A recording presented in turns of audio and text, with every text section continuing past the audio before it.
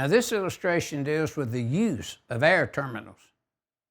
Now notice in the illustration, so to speak, coming out the gate, let's look at the note.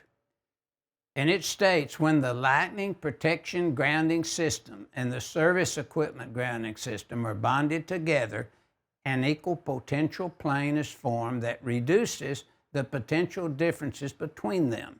Now that's very important and explained in detail in NFPA 780.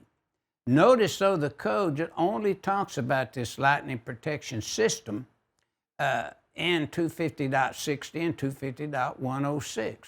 And they actually, the section will refer you to the section in NFPA 780 that actually deals with the down conductors and so forth on a building and so forth.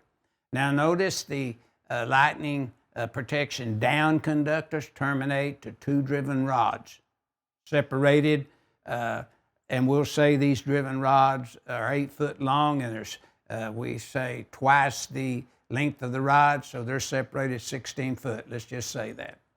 Now, notice that again, 250.60 and 250.106 is going to deal with these driven rods and their separation.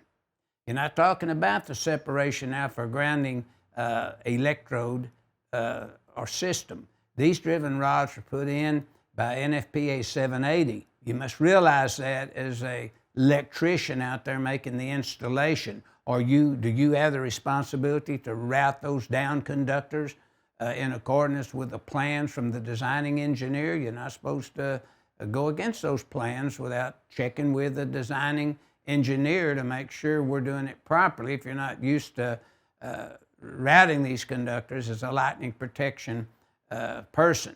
Now notice the requirements. The lightning rods and driven pipes, rods, and other electrodes used for grounding strike termination devices shall be bonded to the building or structure system ground.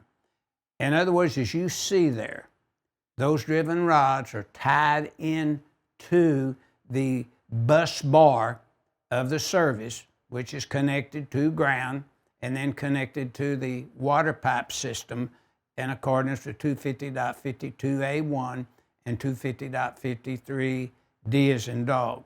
Now, as we previously mentioned to you, dealing with the grounding electrode system, always reference 250.50, 250.52A1 through A7, and 250.53.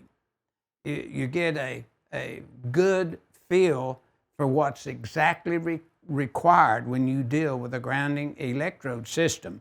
Now here in this figure 16-78, we're strictly dealing here with the use of air terminals and how those terminals have to be bonded into the grounding electrode system, and we're reviewing 250.60 at this point, but do not forget we have to review 250.106 too to get the overall picture when we deal with the use of air terminals in a lightning protection scheme.